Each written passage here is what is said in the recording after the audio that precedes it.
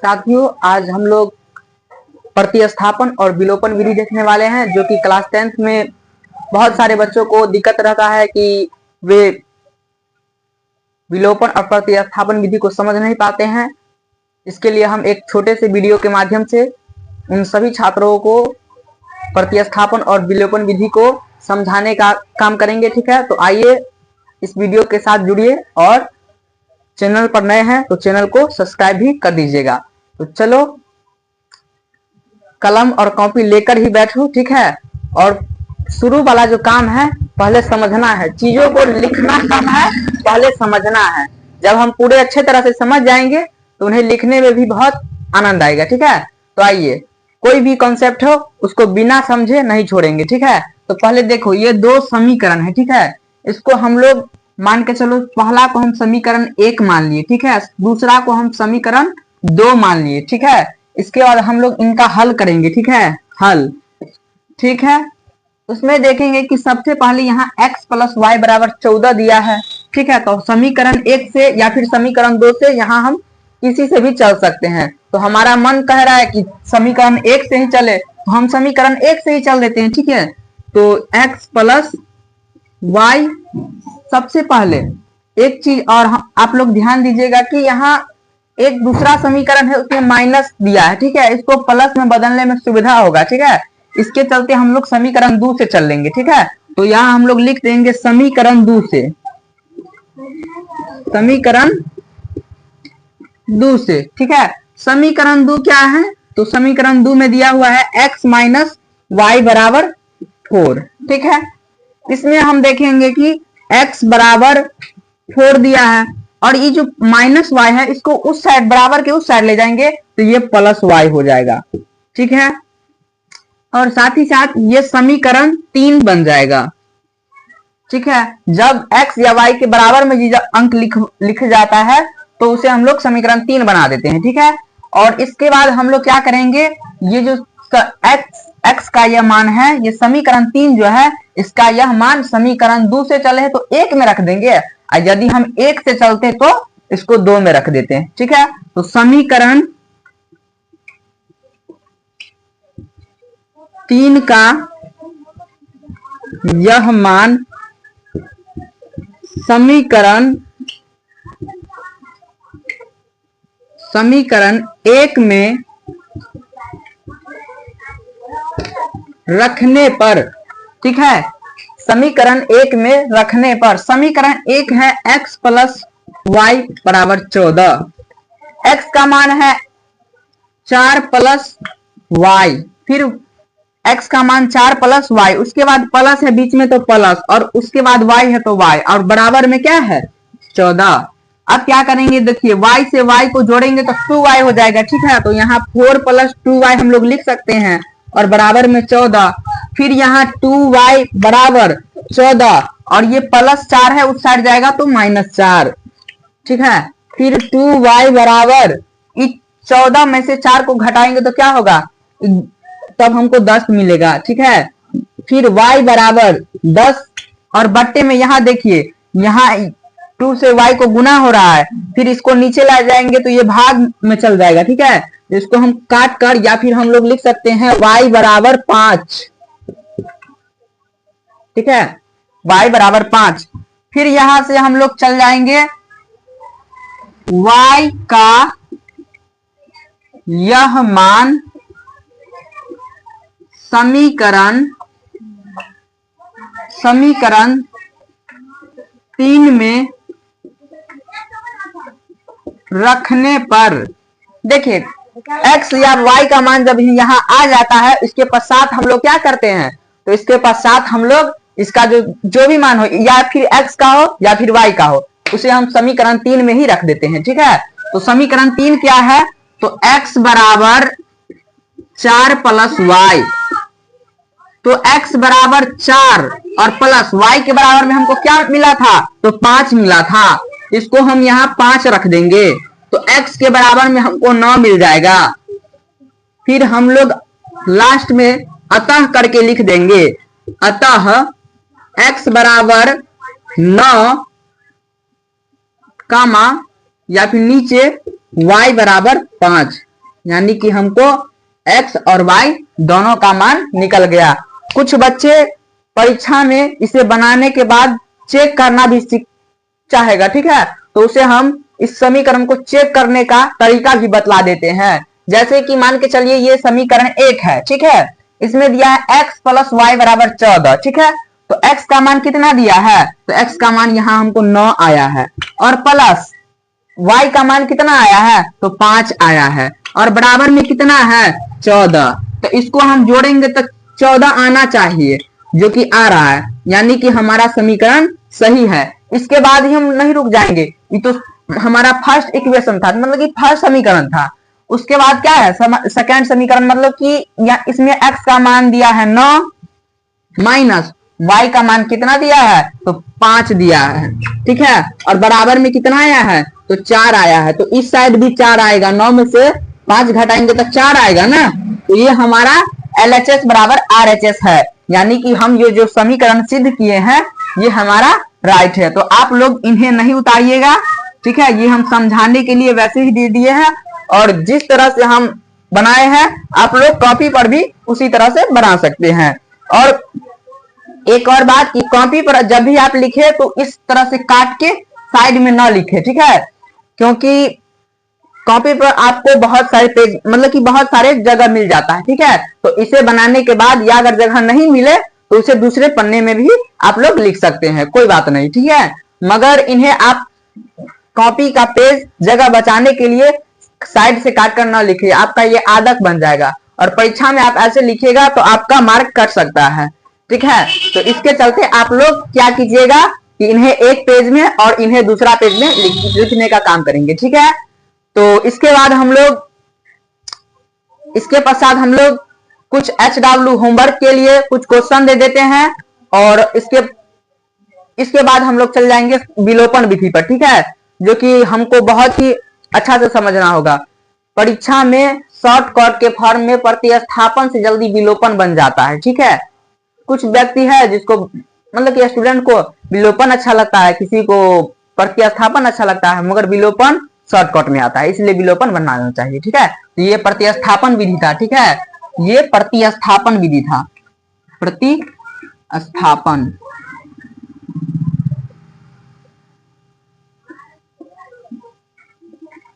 ठीक है, नोट कर लीजिए।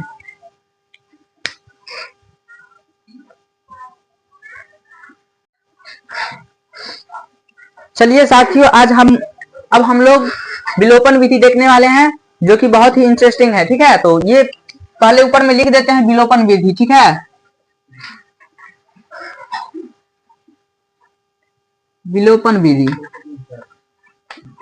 ये हमारा समीकरण है, 2 समीकरण है, इसको हम 1 मान लेते हैं, इसे हम लोग 2 मान लेते हैं, ठीक है। इसके बाद हम लोग देखेंगे ये इस विधि में हम लोग को ये डिसाइड करना होता है कि इन दोनों में x या y को हम लोग काट दे, ठीक है, x या y एक टर्म को हम लोग काट दे, यानी कि पूरा उसका खानदान को निपटा देना है यहीं पर, ठीक है। तो जैसे कि यहाँ मान के चलो y है, ठीक है, तो y को अगर हम 3 से गुना करेंगे तो 3y हो जाएगा, ठीक है। तो e plus 3y e minus 3y ये तो कट जाएगा, समीकरण कट जाएगा, तो इससे पता चलता है कि इसका y का पूरा खानदान यहीं पर निपट जाएगा, ठीक है। तो इसलिए हम समीकरण यहाँ लिख देंगे, समीकरण 1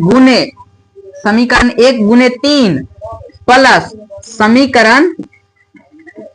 समीकरण 2 गुने 1, ठीक है, 2 को 1 से गुना करेंगे तो इतना ही ना रहेगा, ठीक है।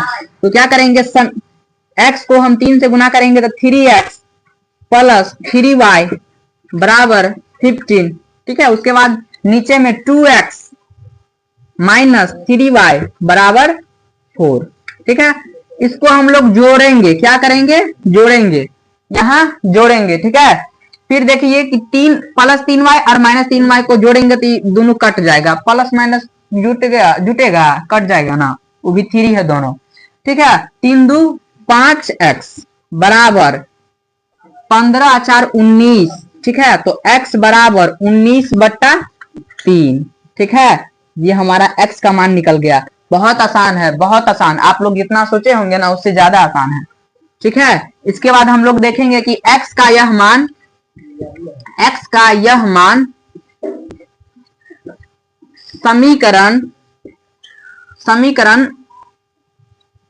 आप लोग गैस कीजिए कि समीकरण कितना में रखे, समीकरण कितना में रखा जाए? 2 में। चलो दूसरा बच्चे बोलो कितना में रखा जाए? 3। अरे यहाँ विलोपन में कभी भी समीकरण 3 नहीं बनता है, ठीक है। और कॉपी कलम नीचे रखो, अभी नहीं लिखना है, ठीक है, अभी समझना है। चलो रखो, ठीक है। गैस करो कि 2 में रखेंगे कि 1 में रखेंगे, गैस करो। 2 में नहीं, या तो तुम इसमें कोई ये नहीं है कि सिर्फ 1 में रखना है, ठीक है, या फिर समीकरण 1 में रखना है या फिर 2 में रखना है। इसमें तुमको जिसमें मन हो रहा है उसमें रख सकता है। मान के चलो हमको मन हो रहा है 1 में, तो हम 1 में रख देंगे। तो समीकरण 1 में रखने पर, ठीक है, रखने पर समीकरण 1 में क्या है? x प्लस वाई बराबर 5। तो x का मान दे दिया है 19/3 और प्लस y बराबर 5, ठीक है। तो y बराबर 5 बटा में तो 1 दे सकते हैं, ठीक है। और ये प्लस 19/3 है, उस जाएगा तो माइनस 19/3, ठीक है। अब आप लोग बट्टा पर का जोड़ तो सीखे ही होंगे, उसमें तो आप लोग धुरंधर खिलाड़ी है, ठीक है। तो यहाँ 3 से गुना कीजिएगा तो 15 माइनस 19, ठीक है। y का मान शायद माइनस में आएगा, ठीक है। माइनस 15 में से 4 बट्टा में 3। आप लोग चलिए, ये हो गया आपका। अगर 1 से अब मान के चलो हम किसी बच्चा का मन हुआ 2 में रखने का, तो क्या करेगा? वो मान के चलो 2 में रखेगा, ठीक है। समीकरण 2 में रखेगा तो क्या करेगा? 2x माइनस, देखिए अगर हमारा x और y दोनों का मान चल आया, हम ये आप जो बता रहे हैं ना वो एक्स्ट्रा बता रहे हैं, ठीक है, एक्स्ट्रा। इसे आप लोग नहीं नोट कीजिएगा। जिसको मन हो रहा है कि हम 2 में रख ले, वो 2 में भी रख सकता है, उसमें भी रखेंगे तो इतना ही आंसर आएगा। देखिए हम साबित करके दिखला देते हैं। 2x माइनस 3y बराबर 4। 2x के जगह पर 19/3 माइनस 3y का तो मान ही निकालना है 3y और बराबर में 4, ठीक है। माइनस 3y को उस साइड ले जाते हैं, ठीक है। तो 19 दूना 38/3 और माइनस ये प्लस 4y इस साइड आएगा तो माइनस 4y बट्टा में 1 बराबर 3y। इसको लघुत्तम 3 और 30 माइनस 4 तिया 12 बराबर 3y बट्टा में 1। इसको घटाइएगा तो कितना मिलेगा? 26/3 बराबर 3y बट्टा में 1। 1 से 26 को गुना कीजिएगा तो 26। चलिए इस साइड आ जाइए। 1 से 26 को गुना कीजिएगा तो 26 और 3 को 3 से गुना कीजिएगा तो 3 तिया 9 और y है तो y, तो 26/9 बराबर में y। अरे यहाँ तो गड़बड़ हो गया है, गलती कर दिए हैं कहीं। इसे आप लोग इसका दोनों भी आंसर हो सकता है, ठीक है। अगर आप समीकरण में पुट कीजिएगा ना तो आपका आंसर मिल जाएगा, ठीक है, घबराने की जरूरत नहीं है, ठीक है। तो एक से मतलब कि समीकरण 1 में भी रख सकते हैं और 2 में भी रख सकते हैं। आप लोग तो जिसमें मन हो उसमें रख सकते हैं। अब समीकरण में जो पुट कीजिएगा ना मान, तो आपका आंसर निकल जाएगा, ठीक है। ये शायद गलत नहीं है, ठीक है। वैसे हम एक बार चेक कर लेते हैं। इसका मान 19/3 था, ठीक है। 19 दूना और 30 बट्टा में 3 3y, ठीक है, 3y अपॉन 4 नहीं, ठीक है। उसके बाद बट्टे में 3 और 30 माइनस 4 तिया 12 बराबर 3y बट्टा में 1, फिर बराबर में 26/3। इसको घटाएंगे तो कितना होगा? 36 10 गया, 36 में से 10 गया 26 बट्टा में 3 बराबर 3/1, 3 तिया 9, 26/9। चलिए हो भी सकता है, ठीक है। तो इसका 2 अलग अलग आंसर आ गया है। या फिर हम लोग